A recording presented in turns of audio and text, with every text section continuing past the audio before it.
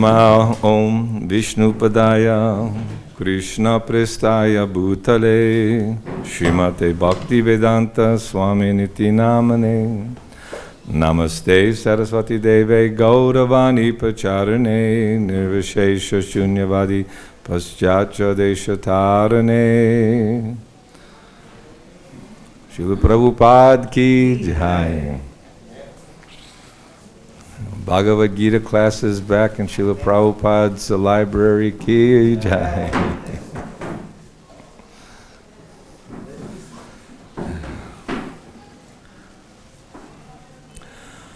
Om Namo Bhagavate Vasudevaya.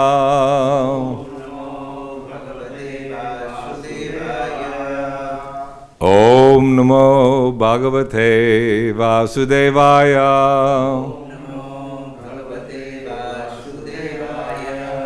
Om Namo Bhagavate Vasudevaya.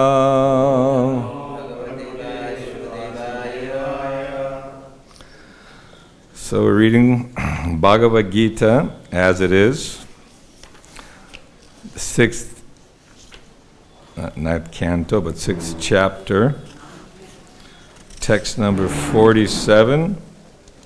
This is called Dhyana Yoga. It's a very famous verse. Yoginam api sarvesham Madgatin antara atmana Shradhavan bhajate yomang Same yukta tamo mataha Yoginam of yogis Api also Sarvesham all types of Matgatena abiding in me, always thinking of me, Anta Atmana within himself, Shradhavan in full faith, Bhajate renders transcendental loving service. Yaha, one who, Mam, to me, the Supreme Lord, Sa, he, me, by me, Yukta Tamaha, the greatest yogi, Mataha, is considered. Translation and purport by His Divine Grace, A.C. Bhakti-Vedanta Swami Srila Prabhupada Ki Jai. And of all yogis, the one with great faith, who always abides in me, thinks of me within himself, and renders transcendental loving service to me. He is the most intimately united with me in yoga and is the highest of all. That is my opinion. Srila Prabhupada's purport. The word bhajate is significant here. Bhajate has its root in the verb bhaj, which is used when there's a need of service. The English word worship cannot be used in the same sense as bhaj. Worship means to adore or to show respect and honor to the worthy one. But service with love and faith is especially meant for the Supreme Personality of Godhead. One can avoid worshiping a respectable man or a demigod and may be called discourteous. But one cannot avoid serving the Supreme Lord without being thoroughly condemned. Every living entity is part and parcel of the Supreme Personality of Godhead, and thus every living entity is intended to serve the Supreme Lord by his own constitution. Failing to do this, he falls down. The Bhagavatam confirms this as follows: Ye eshang purusang sakshad atma prabhavam ishvaram na bhajant yavajananti stanad brashta patantyadaha. Anyone who does not render service and neglects his duty unto the primeval Lord, who is the source of all living entities, will certainly fall down from his constitutional position. In this verse also the word bhajanti is used. Therefore bhajanti is applicable to the Supreme Lord only, whereas the word worship can be applied to demigods or to any other common living entity. The word avajananti, used in this verse of Srimad Bhagavatam, is also found in the Bhagavad-Gita, avajananti mam mudha. Only the fools and rascals deride the Supreme Personality of Godhead, Lord Krishna. Such fools take it upon themselves to write commentaries on the Bhagavad-Gita without an attitude of service to the Lord. Consequently, they cannot properly distinguish between the word bhajanti and the word worship. The culmination of all kinds of yoga practices lies in bhakti-yoga. All other yogas are but means to come to the point of bhakti or bhakti-yoga. Yoga actually means bhakti-yoga. All other yogas are progressions toward the destination of bhakti-yoga. From the beginning of karma-yoga to the end of bhakti-yoga is a long way to self-realization. Karma-yoga, without fruited results, is the beginning of this path. When karma-yoga increases in knowledge and renunciation, the stage is called jnana-yoga. When jnana-yoga increases in meditation on the supersoul by different physical processes, and the mind is on him, it is called Ashtanga Yoga. And when one surpasses the Ashtanga Yoga and comes to the point of the Supreme Personality of Godhead Krishna, it is called Bhakti Yoga, the culmination. Factually, Bhakti Yoga is the ultimate goal, but to analyze Bhakti Yoga minutely, one has to understand these other yogas. The yogi who is progressive is therefore on the true path of eternal good fortune. One who sticks to a particular point and does not make further progress is called by that particular name: karma yogi, jnana yogi, dhyana yogi, raja yogi, hatha yogi, etc. If one is fortunate enough to come to the point of bhakti yoga, it is to be understood that he has surpassed all other yogas. Therefore, to become Krishna conscious is the highest stage of yoga, just as when we speak of the Himalayan, we refer to the world's highest mountains, of which the highest peak, Mount Everest, is considered to be the culmination.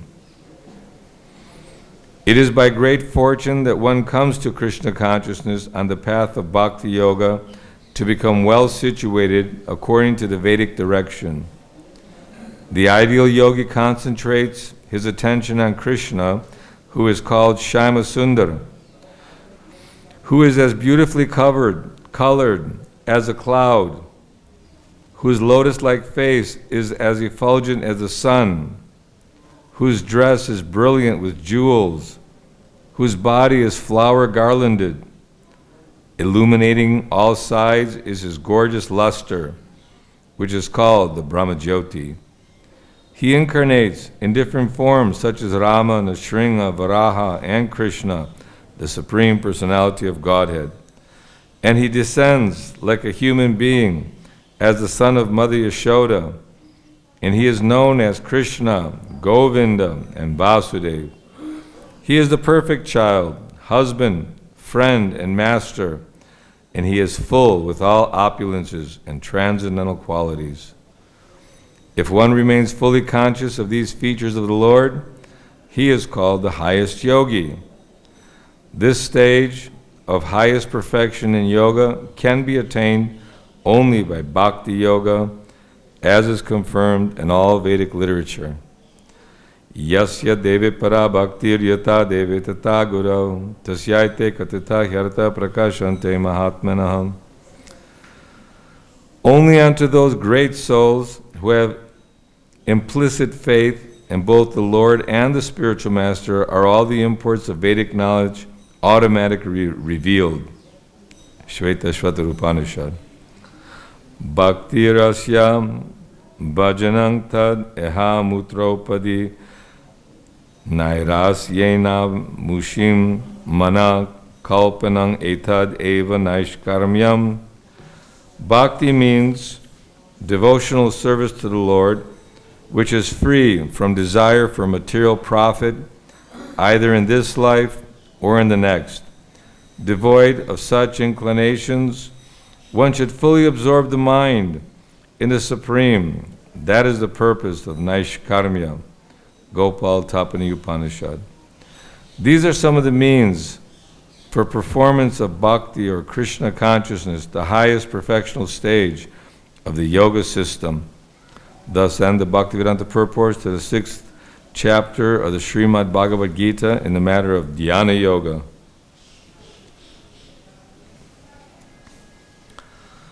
Om Jnana-timirandasya Jnananjana Shalakaya Chakshurun Militam Jena Tasmai Shri Guruve Namaha.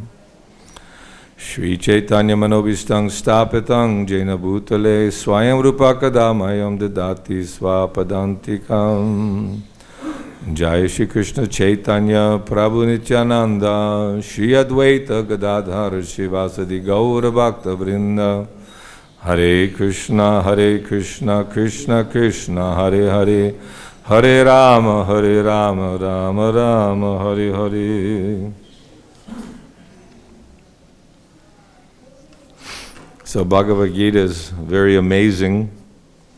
It gives us direct guidance how to come to the platform, the highest platform. Not that we're comparing, we can all say we're bhakti yogis, so we're better than the hatha yogis or the jnana yogis. Everyone is struggling with their mind, with their senses, desires. Look at the whole world and look at also us prior to being made fortunate by Guru and Krishna. Somehow, like when Krishna and Balaram were coming to Mathura, all the inhabitants of Mathura were thinking, how lucky are the residents of Vrindavan? They get to see the Krishna and Balaram, the dust coming up, all the cows, the service, the love, when one gets a little appreciation. So we were made fortunate somehow or other that when I first was interested, somehow or other I was interested in transcendental meditation, Maharishi Mahesh Yogi, and I read his Bhagavad-Gita, the first 6 chapters, but this elaborate purports that Srila Prabhupada gives the detailed understanding of bhakti, of love, of devotion, of surrender, selfless service, controlling the mind, controlling the senses, living in an environment which is conducive to awakening spiritual life.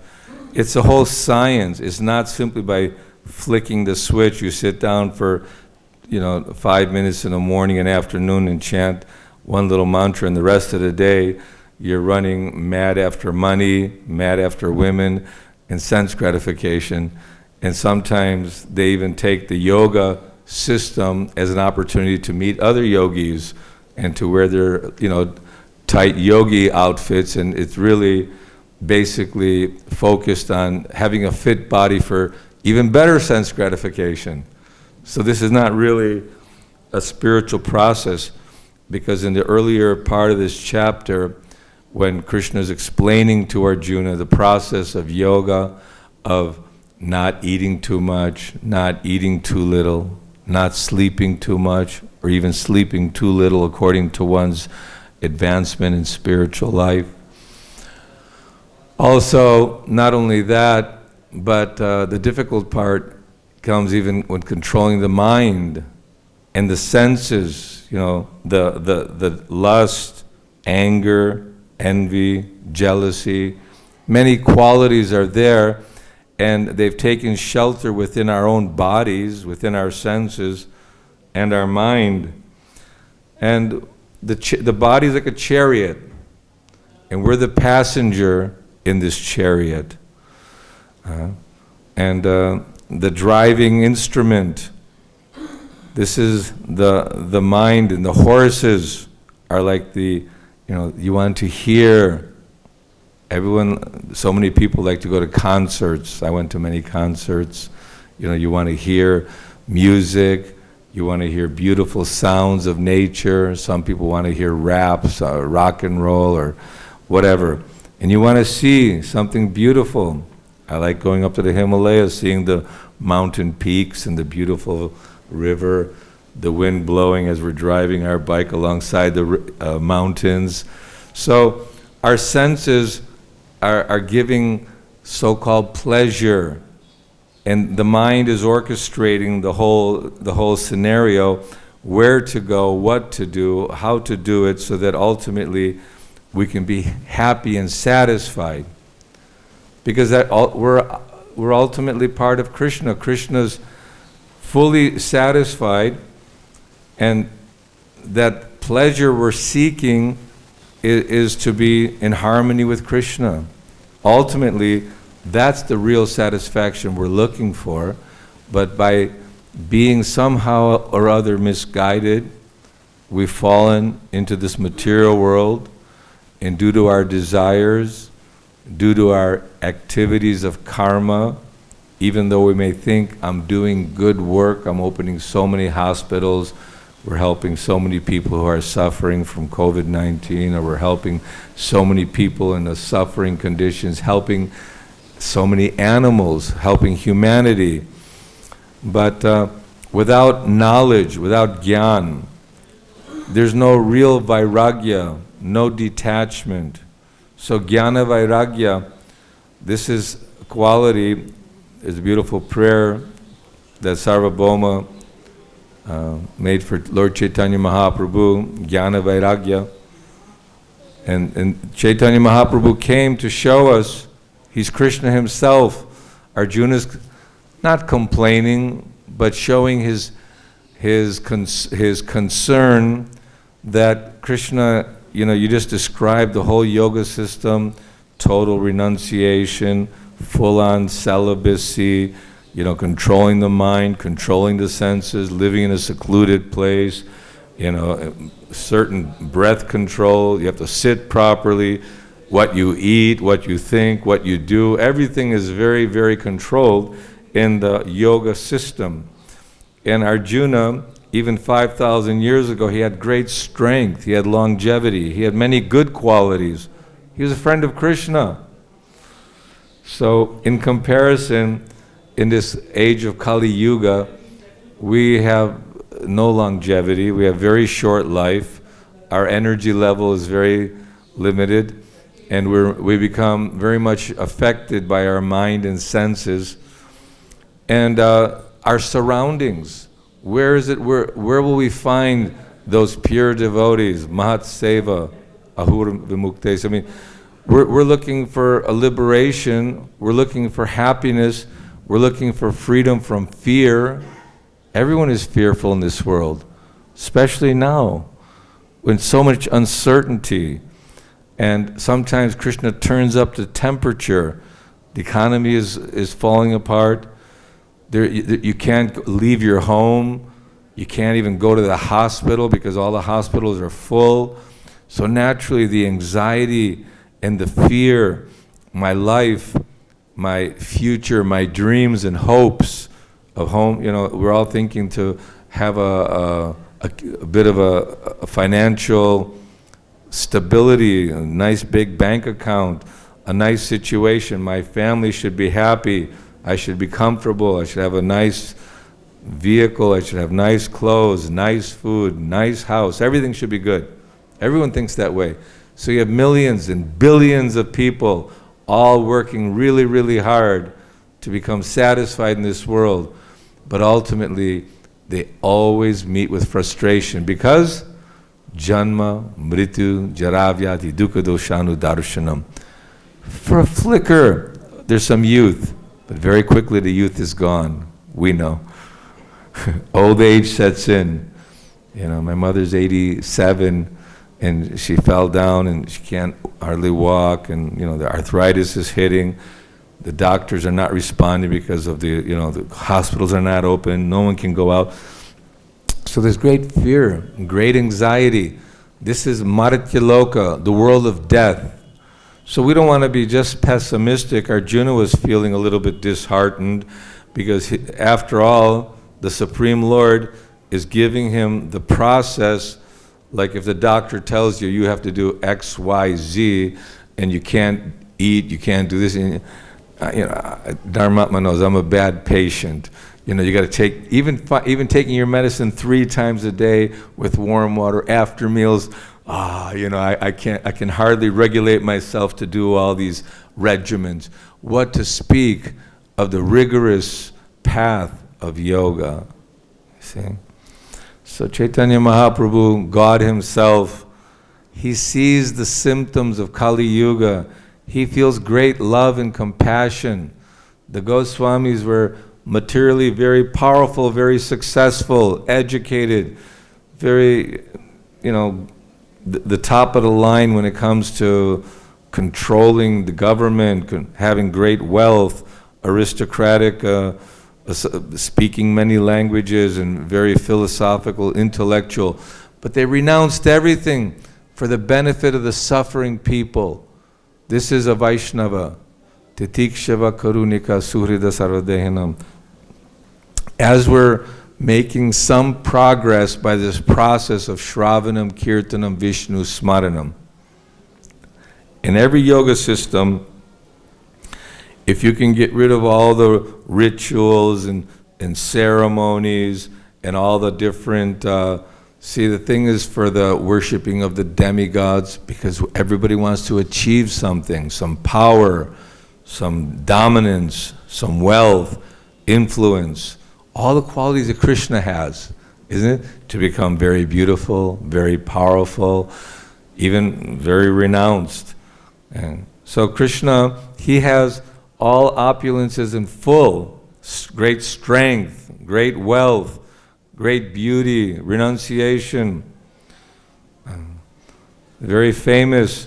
So we all want something in this material world. So either we'll work hard, the karma mimamsa philosophy, as Krishna was telling Nanda Maharaj and all the cowherd men, that if you simply work hard, just do your duty, then God, he'll give you your rewards. It's almost like a business exchange with God.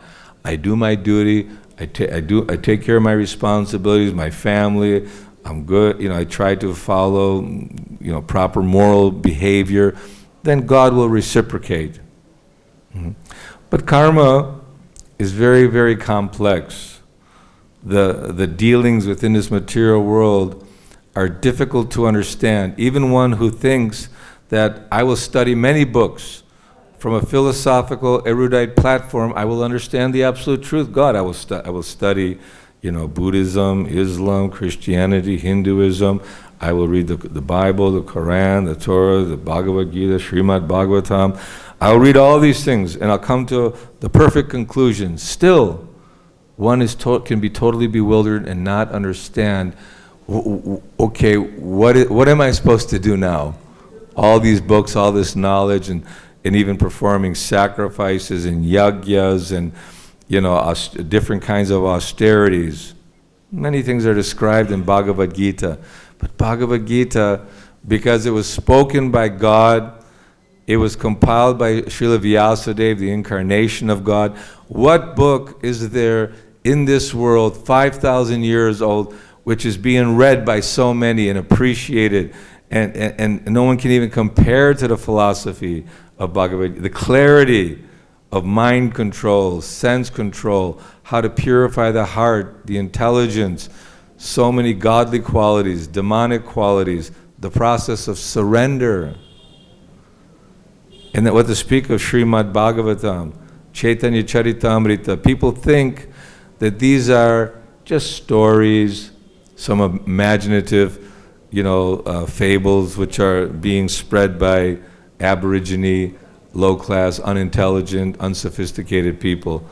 But if one would take the time, or is fortunate enough to hear from the pure devotee, which is Bhagavad-Gita, Srimad Bhagavatam, Srila Prabhupada, we're so fortunate that he came among us.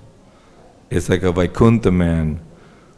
God, he sent his emissary, his son, his dear friend, to come and save us who are drowning in this ocean of suffering and misery. That's all it is. It's an ocean of suffering and great misery, and unless we become enlivened or enthusiastic, utsahan nischayat taryat tat karma pavartanat, unless we become determined that I have to make a solution to this situation here. I can't just let it go again and again and again and allow my mind to drag me to doing all these ungodly activities. I need to actually engage my mind in the service of Krishna and the pure devotee.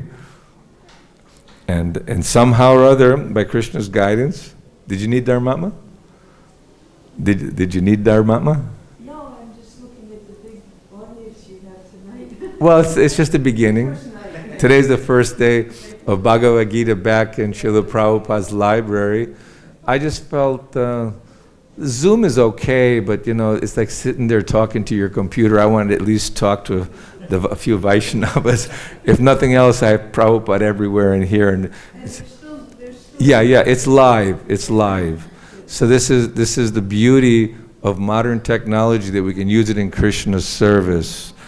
So this sixth chapter of Bhagavad-Gita, this dhyana yoga, is ultimately leading us to bhakti. Because we have the bhakti, it's there. And it's just a matter of cleansing. It's a process of cheto darpana marjanam. And the way to clean the heart, what's that Brihad Naradiya Purana say? Harinama, Harinama, Harinama eva kevalam, kalu anasteva, anasteva, anasteva gatyaranyata. That in this age of Kali Yuga, the only process is chanting the holy name of the Lord. There's no other way. There's no other way. There's no other way. With emphasis that the Lord's name is powerful all the time, but because we have no qualifications, we can't even imagine trying to follow the yoga system as recommended by Patanjali yoga system, that, full on practically from the age of 5, full on brahmachari life, living in the ashram under the strict guidance of guru, and being fully surrendered, and regularly reading the shastra, and not eating anything which is not offered to the Lord, not eating too much, not eating too little. All these regimens are there to help us regulate the mind and senses. But all that, because we're handicapped and because we're not qualified to follow a more stringent process, Krishna, he personally tailor-made this bhakti yoga in this age of Kali. And Srila Prabhupada came in to find the most degraded, because everyone's degraded. During Lord Chaitanya's time, they found Jaghai and Madhai, and they were drunkards and woman hunters. But now Jaghai and Madhai are everywhere, in every corner, every block. We're all Jaghais and Madhais, and because everyone's looking for the same kind of gratification. Of course, there's some polished people, and some are more innocent than others.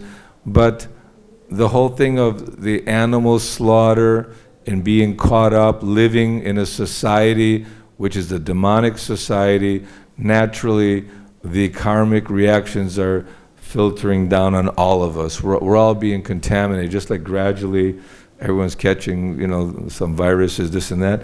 So all of us are affected somehow by the demonic rules and by the association, where to turn to. So Krishna sent his very dear representative, Srila Prabhupada, to create a society that can actually help one to clean the heart by this process of chanting the holy name of the Lord. This will take you beyond the Hatha Yoga, Raja Yoga, Ashtanga Yoga, Kundalini Yoga, Tantra Yogas, all the different yoga systems for different practitioners with different desires in different stages in their life. Some people may be elevated to a certain point, but Krishna is saying that one who is always thinking of me and surrendered to me, he's the highest yogi. So the best process of thinking of Krishna and always remembering Krishna is to chant his holy name. So we have to make a special effort because the mind is restless. And even Lord Chaitanya says that I don't have a taste for the holy name. So we may not be, while chanting the holy name, be experiencing hair standing on end in great bliss, but the more we hear about Krishna, the more we understand. It's like I went to get a checkup last week, and when you see the results, high sugar, or the prostrate's bad, liver's, the kidney stones, and you got this problem, that problem. You say, I got to get serious, So when we're hearing about the temporal nature of material existence, the short life that we have, and the billions and trillions of births that we took, creation after destruction after creation after destruction, such a rare opportunity we may think is readily available. Look at so many people are chanting Hare Krishna, they're coming to the temple. It's not so rare. It is very rare. Because for one to take it seriously and dedicate their lives, many people, they like to have a guru as a show. I have my guru, and I come and see my guru once in a while and give some donation. That's nice, and it's pious.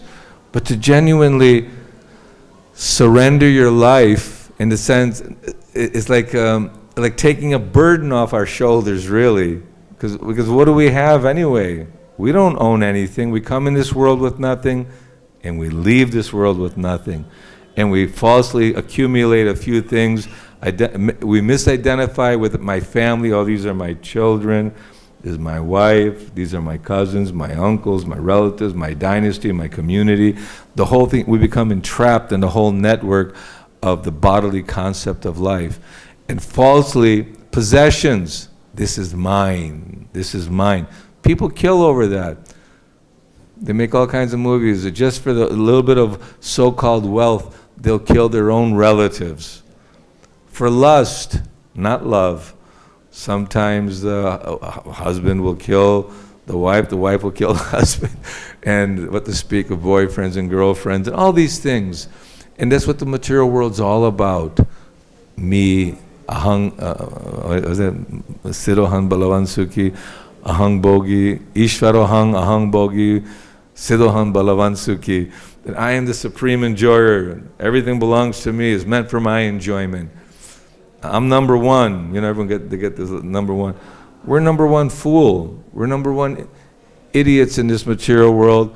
And until we come to that conclusion that I need help, we're sick. We're sick because we're forced in this cycle of birth and death. We're sick because we don't have the ability on our own to get out of the jungle, the thick maze. We're completely lost and entangled. But Srila Prabhupada has a torch, and he's leading us straight out of this entanglement. And he's pushing us. You read these books, you distribute the books, have the desire to help others by giving them Krishna. And this is very pleasing to Krishna, very pleasing to Guru, that if one, as we live in the ashram or come regularly to hear about Krishna, see the deity, become steady in our devotional practices, become steady in our reading, and try to render some service, although we may be unqualified. We feel, I'm not really that, I still have a lot of desires, and I get envious of people, I get angry at people, and, sometimes I feel discouraged. But Krishna will help us. The devotees will help us. We're encouraging to have a positive, enthusiastic atmosphere. Prabhupada said that one who's advancing in Krishna consciousness, he's happy because he realizes, I'm leaving fear and misery behind. Whatever happens, Krishna is there for my protection. Krishna is protecting us. We have to have that much faith that Krishna is looking out for our welfare, our well-being. He's in our heart. He sees. And we heard the story, I'm not sure who told it the other day. I think it was Sureshwar, that the king, he lost a finger, and then his minister said, God does everything for the good of others, and he put him in jail. How dare you say that to me? And then he was out hunting with his ministers, he got lost, and then dacoits wanted to sacrifice him in front of their God, but they realized, he only has one finger, okay, let him go. And then he told the minister, you're right, but I don't know how you feel you were fortunate because you were in jail all this time. He goes, well, I was always with you, so if you were in this caught by these dacoits, I would have been with you, and they would have sacrificed me. So you put me in jail, that was Krishna's mercy. You lost a finger, that was Krishna's mercy. So we have to see how Krishna is making different arrangements, and sometimes we lose, loved ones. We always lose loved ones. Everyone's going to die in this material world. It's inevitable, and it's a painful situation because of our attachments, because of our love for Krishna.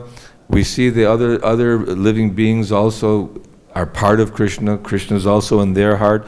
So we have every right to love one another and to treat each other with kindness and to feel sorrow and separation. The beautiful song, I'll break my head against the stone in not having your association. But it's a different level of association. If we're associating together to advance in Krishna consciousness, this is good. But if it's only for sense gratification and bodily concept, it's going to only further entangle us in this material world. So it was very enlivening. I thought I'd read a little bit of Bhagavad-Gita before the Gita class, and I was just realizing every book is incredible. Right now I'm reading Krishna book again, and you think, it's just stories, but it's so full of philosophy. Not only philosophy, but examples to give us realizations of what is bhakti, what is real devotion, how people get misled by different processes of demigod worship, and how we also, have to have more faith, like Indra and Brahma, thinking, how does little boy, who is he? I asked a question the other day. Indra's a godly king of heaven. He's got many godly qualities, but he became so angry that he wanted to kill the residents of Vrindavan, and that's not a very godly quality. So we have to see, but when it was all finished, after 10 days, he went and, I'm your devotee, I made a mistake, I'm sorry. So Krishna, he's loving and forgiving. So, but we should not take advantage of that. We really need to try to systematically improve our hearing, chanting, and remembering, and praying that Krishna will give us, some ability to do something for him, assist him in this Krishna consciousness movement. You see so many devotees now, we're preaching and glorifying book distribution so much, we have book distributors everywhere, But this is good. The more we can give Krishna to others, Krishna is very happy. But we also have to,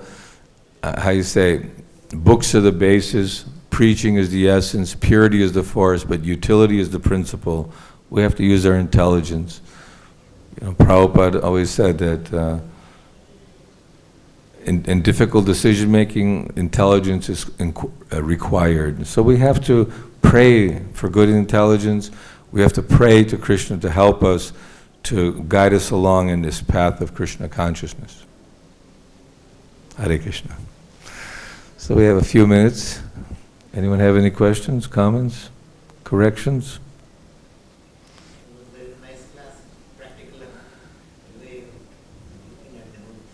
Yeah. Well, Krishna consciousness is very practical. Prabhupada is very practical. And when we read his books and just really try to, when we're reading it, just try to, experience it and envision it, it really helps us to move forward in our process of Krishna consciousness.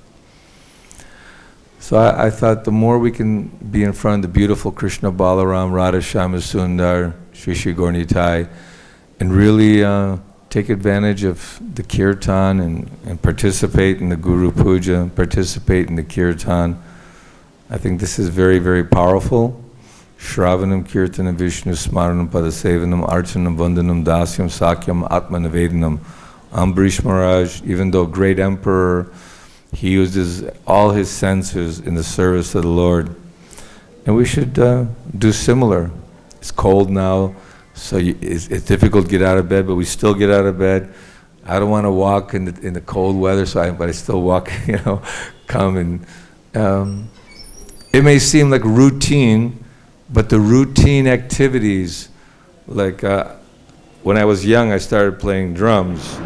And so there was books, the rudiments, so you had to practice, and everything seemed very, you had to really, it was a little bit mechanical.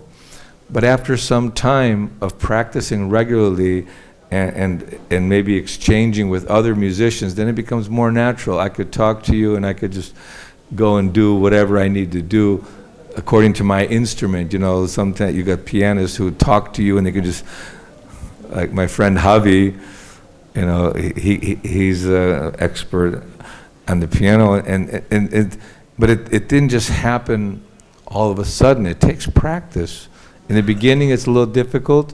It may seem like regimented and a little bit stiff, but as we learn, the more we chant, the more we hear, the more we pray to the deities and associate with devotees and follow the instructions of our spiritual master, understand the simple instructions of Srila Prabhupada, and not create our own ideas. And the way we do that is sadhu shastra guru, that we keep good association, it's all in the books, and we also hear from those advanced devotees. Then we're safer that way.